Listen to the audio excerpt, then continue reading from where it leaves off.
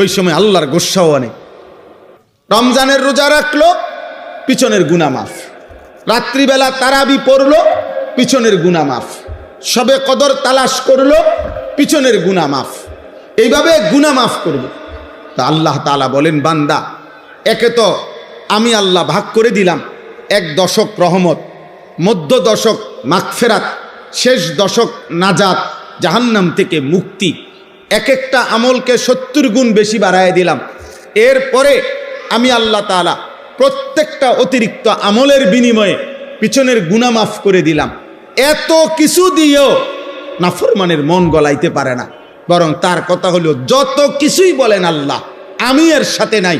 আমার এক কথা, আমি সারা বছর আমি মোবাইলে আসক্ত, আমি নারীতে আসক্ত, আমি ছবিতে আসক্ত, আমি বাজার মার্কেট শপিংয়ে আসক্ত। আমার জীবন আমার মতো, আপনার কথা মতো না, আপনার কথা মতো। আহা, আফসোসের বিষয়।